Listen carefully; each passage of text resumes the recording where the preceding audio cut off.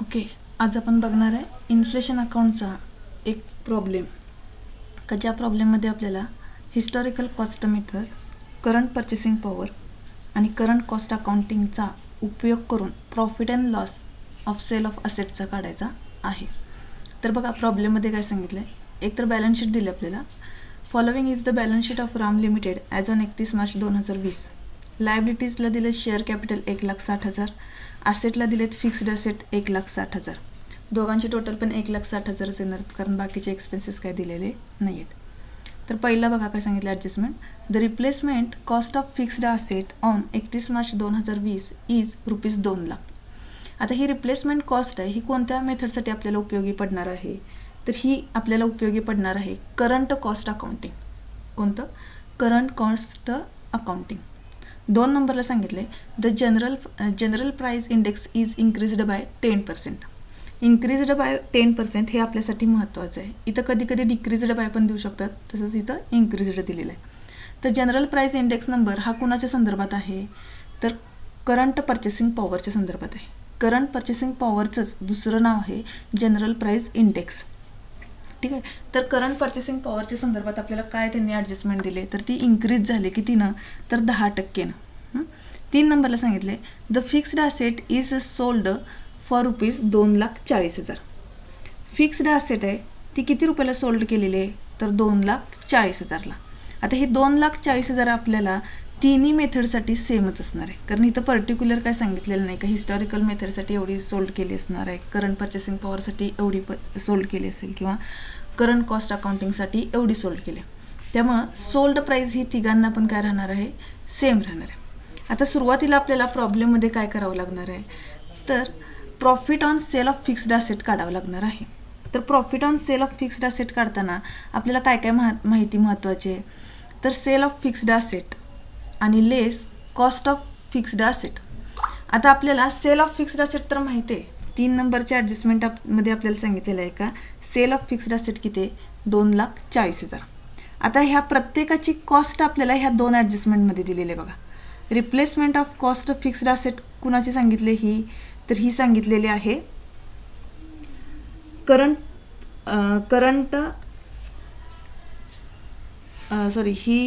Current cost अकाउंटिंगसाठी CCAसाठी सांगितलेलं आहे. The replacement cost of fixed asset कुणासाठी सांगितले तर करंट कॉस्ट अकाउंटिंग म्हणजे 3 नंबरची जी मेथड असणार आहे त्या मेथडसाठी आपल्याला 2,00,000 सांगितलेले.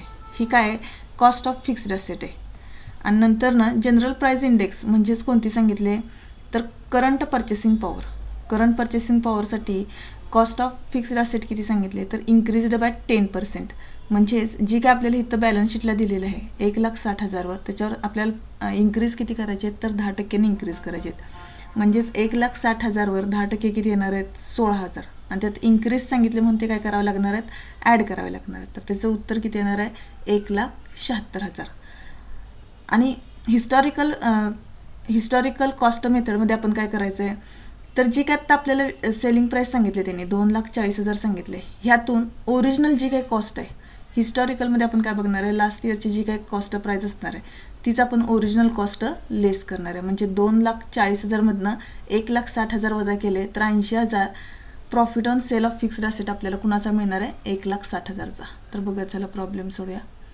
बघा सुरुवातीला तुम्हाला करून घ्यावं लागणार आहे statement showing profit and loss on sale of fixed asset.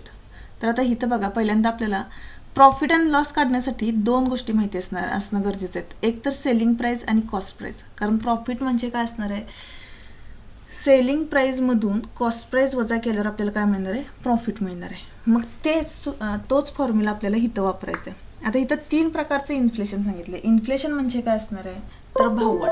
Inflation मुळात वापरतोच कधी आपण तर भाववाढ जेव्हा झालेली असणार आहे तेव्हा त्याला काय म्हणणार आहे ते इंग्लिशमध्ये इन्फ्लेशन म्हणणार आहेत. मग इन्फ्लेशनच्या 3 पद्धती आहेत. कोणते कोणते historical cost accounting, current purchasing power आणि करंट कॉस्ट अकाउंटिंग ह्या 3 काय आहेत मेथड आहेत.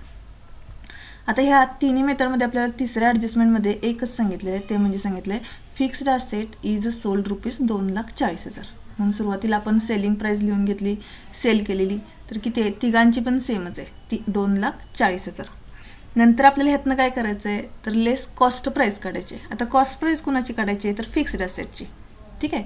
आता हिस्टॉरिकलमध्ये काय करायचं आहे, जर ओरिजिनल आपल्याला जी बॅलन्स शीटमध्ये दिलेली आहे तीच हिस्टॉरिकलसाठी वापरायची. ओरिजिनल किती आहे बॅलन्स शीटमध्ये 1,60,000. ठीक आहे. मग सेलिंग प्राईजमधून कॉस्ट प्राईज वजा केली असता हिस्टॉरिकल कॉस्ट अकाउंटिंग मेथडमध्ये काय येणार आहे, तर profit on sale of fixed asset किती येणार आहे, 80,000 येणार आहे. ठीक आहे. ही झाले हिस्टॉरिकल कॉस्ट मेथड. 2 नंबरला बघूया करंट पर्चेसिंग पॉवर. अजून एकदा मी सांगते, करंट पर्चेसिंग पॉवरचं दुसरं नाव काय आहे, जनरल प्राइस इंडेक्स. हा प्रश्न तुम्हाला ऑब्जेक्टिव्ह क्वेश्चनमध्ये पण येणार आहे का current purchasing power is also non as आणि डॉट डॉट येईल, तर तिथे तुम्ही काय लिहायचं आहे, जनरल प्राइस इंडेक्स. काय म्हणतात करंट पर्चेसिंग पॉवरला, तर जनरल प्राइस इंडेक्स. आता ह्याची सेलिंग प्राइस किती आहे, सेम 2,40,000 आणि ह्याची कॉस्ट प्राइस काय सांगितली आपल्याला, इन्क्रीज्ड बाय 10%. आता कुणाच्या इन्क्रीज्ड बाय 10%, तर ओरिजिनल व्हॅल्यूच्या. ओरिजिनल व्हॅल्यू किती आहे बघा बॅलन्स शीटला फिक्स्ड असेटची 1,60,000. मग 1,60,000वर आपण काय करणार आहे, 10% इन्क्रीज करणार आहे. 1,60,000वर 10% इन्क्रीज केले, आपले किती आले, 1,76,000. हे काय आले, तर कॉस्ट ऑफ फिक्स्ड असेट. कोणत्या मेथडसाठी आले, तर करंट पर्चेसिंग पॉवरसाठी आले. मग सेम सेलिंग प्राईजमधनं कॉस्ट प्राईज लेस केली, प्रॉफिट किती आला आपला, 64,000 आला. आता 3 नंबरला काय सांगितले त्यांनी, तर करंट कॉस्ट अकाउंटिंग मेथडमध्ये आपल्याला अजून एक त्यांनी सूचना दिली बघा. 1 नंबरच्या ॲडजस्टमेंटमध्ये काय सांगितले, the replacement cost of fixed asset is 31 March 2020 rupees 2,00,000. 2,00,000 तिची रिप्लेसमेंट काय आहे, कॉस्ट आहे. रिप्लेसमेंट केली म्हणजे काय केलेली असणार आहे, कुणाला तर ती वापरायला दिली असणार आहे, कशाच्या बदल्यात, तर पैशाच्या बदल्यात. मग त्याची सेलिंग प्राईस किती आहे, 2,00,000. कॉस्ट प्राईस किती झाली, तर 2,00,000 झाली. म्हणजे 2,40,000 मधून 2,00,000 गेले, किती राहिले, 40,000. हा काय झाला, करंट कॉस्ट अकाउंटिंग मेथडचा profit on sale of fixed asset झाला. ठीक आहे, 40,000. आता आपल्याला ह्याचं काय करायचं आहे, तर बॅलन्स शीट करायचे. आता बॅलन्स शीट करताना आपल्याला ह्याच्यावर अजून एक पॉईंट ॲड करावा लागणार आहे, तो म्हणजे रिव्हॅल्युएशन ऑफ रिझर्व्ह. आता हा रिव्हॅल्युएशन ऑफ रिझर्व्ह कुणासाठी उपयोगी असणार आहे, तर हा असणार आहे आपल्याला करंट कॉस्ट अकाउंटिंग मेथडमध्ये. काय सांगितले, रिव्हॅल्युएशन ऑफ रिझर्व्ह. तर रिव्हॅल्युएशन ऑफ रिझर्व्हचं एकच सूत्र आहे आणि ते म्हणजे काय असणार आहे, तर revaluation of reserve is equal to replacement cost minus original cost. आता बॅलन्स शीटमध्ये आपल्याला काय करावं लागणार आहे, तर नेहमीप्रमाणे असेट्स आणि लायबिलिटीज घ्याव्या लागणार आहेत.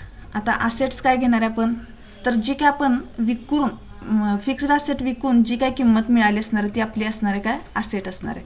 मग ते असेट आपण कुठं घेणार आहे, तर बॅलन्स शीटच्या असेट साईडला. तर बघा,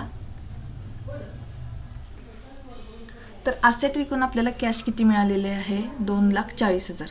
2,40,000 प्रत्येक ठिकाणी आपल्याला 2,40,000च कॅश आपल्याला मिळालेली आहे. ठीक आहे, एकच मिनिट मी फक्त इथं बरोबर म्हणते, हे चुकूनच झालेलं दिसते इथं.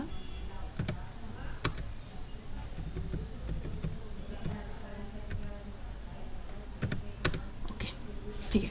कॅश घेतली 2,40,000 कारण का ती सेल केलेली आहे. आता कॅश नंतर काय करणार आपण, तर प्रॉफिट आहे. प्रॉफिट आपल्याला किती झाला तिन्ही मेथडमध्ये, तर हिस्टॉरिकल कॉस्ट अकाउंटिंगमध्ये आपल्याला प्रॉफिट झालेला आहे 80,000. नंतर करंट पर्चेसिंग पॉवरमध्ये आपल्याला प्रॉफिट झालेला आहे 64,000 आणि करंट कॉस्ट अकाउंटिंग मेथडमध्ये आपल्याला प्रॉफिट झालेलं आहे 40,000. हे सर्व प्रॉफिट पहिल्यांदा आपण काय घेतले, लिहून घेतले. आता ह्याच्यानंतर आपल्याला काय करायचं असतं, तर रिव्हॅल्युएशन ऑफ रिझर्व्ह. काय करायचं आहे, रिव्हॅल्युएशन ऑफ रिझर्व्ह. आता रिव्हॅल्युएशन आपल्याला कुणाच्या बाबतीत सांगितली होती, तर करंट कॉस्ट अकाउंटिंग मेथडसाठी आपल्याला रिव्हॅल्युएशन सांगितलेली 1 नंबरच्या ॲडजस्टमेंटला बघा, रिप्लेसमेंट कॉस्ट. तर रिव्हॅल्युएशन झालं ना इथं त्याचं, मग कितीचं झालं, तर 1,60,000चे किती झाले, 2,00,000 झाले. म्हणजे रिव्हॅल्युएशन रिझर्व्ह आपल्याला किती झाला, रिप्लेसमेंट कॉस्ट किती आपली 2,00,000 आणि ओरिजिनल कॉस्ट किती आहे बॅलन्स शीटला 1,60,000. म्हणजे रिव्हॅल्युएशन ऑफ रिझर्व्ह किती झाला, 40,000. हा कुणाच्या संदर्भात आहे, तर करंट कॉस्ट अकाउंटिंगच्याच मेथडमध्ये आहे. बाकी कोणत्याही मेथडला त्याची अमाऊंट लिहायची नाही. करंट कॉस्ट अकाउंटिंगलाच आपण काय करणार, रिव्हॅल्युएशन ऑफ रिझर्व्ह घेतला. ठीक आहे. आता त्याच्यानंतर आपल्याला काय करायचं आहे, तर शेअर कॅपिटल आहे. हे शेअर कॅपिटल आपण कसं करणार, तर असेटमधून लायबिलिटीज वजा केल्यानंतर आपल्याला शेअर कॅपिटल मिळणार आहे. म्हणजे हे शेअर कॅपिटल काय असणार आहे, बॅलन्स इन फिगर आहे. हे शेअर कॅपिटल काय, बॅलन्स इन फिगर. ठीक आहे. मग बघा 2,40,000 असेटची टोटल केली, त्यातून CC करंट कॉस्ट अकाउंटिंग मेथडमध्ये बघा 2,40,000 मधून रिझर्व गेला आणि प्लस प्रॉफिट गेला, शिल्लक किती राहिली असणार आहेत, 1,60,000. आणि नंतर ना तसंच करंट परचेसिंग पॉवरमध्ये आपण काय करणार आहे, 2,40,000 मधून 64,000, फक्त एकच आहे तिथं कोणताही रिझर्व ॲडजस्टमेंट करत नसतात. करंट परचेसिंग पॉवरमध्ये कोणताही रिझर्व ॲडजस्टमेंट नसतो. जेव्हा रिप्लेसमेंट असते तेव्हाच तिथं रिव्हॅल्युएशन ऑफ रिझर्व असतो. आता करंट परचेसिंग पॉवरमध्ये रिप्लेसमेंट नाही आहे किंवा हिस्टॉरिकल कॉस्ट अकाउंटिंगमध्ये पण रिप्लेसमेंट नाही आहे. रिप्लेसमेंट आपल्याला कुणाला सांगितले, फक्त करंट कॉस्ट अकाउंटिंग मेथडमध्येच रिप्लेसमेंट वापरणार आहे आपण. त्यामुळे तिथं एकाच ठिकाणी फक्त 40,000 येणार आहे. ठीक आहे. अशा रीतीने आपण काय केलं, असेटमधून लायबिलिटीज वजा केला. कोणत्या लायबिलिटीज केल्या, तर प्रॉफिट आणि रिव्हॅल्युएशन ऑफ रिझर्व. त्याच्यानंतर आपल्याला काय मिळणार आहे, तर आपल्याला मिळणार आहे शेअर कॅपिटल मिळणार आहे. ते कसं मिळणार आहे आपल्याला, बॅलन्स इन फिगरनं मिळणार आहे. ठीक आहे. एवढंच आहे इन्फ्लेशन अकाउंटमध्ये. इन्फ्लेशन अकाउंट खूप सोपं आहे. तर परीक्षेसाठी हा महत्त्वाचा प्रॉब्लेम आहे. आता तुम्हाला एक असाइनमेंट दिली जाईल ह्या प्रॉब्लेमवर, ती म्हणजे सेम हाच प्रॉब्लेम, फक्त इथं शेअर कॅपिटल किती लिहून घ्यायचं, तुम्ही 2,00,000 लिहायचं आहे. फिक्स्ड असेट किती लिहायचे, 2,00,000. ह्याची टोटल किती झाली, 2,00,000 झाली. आणि फक्त एवढ्याच अमाऊंट चेंज करून नवीन प्रॉब्लेम तुम्ही सोडवायचे.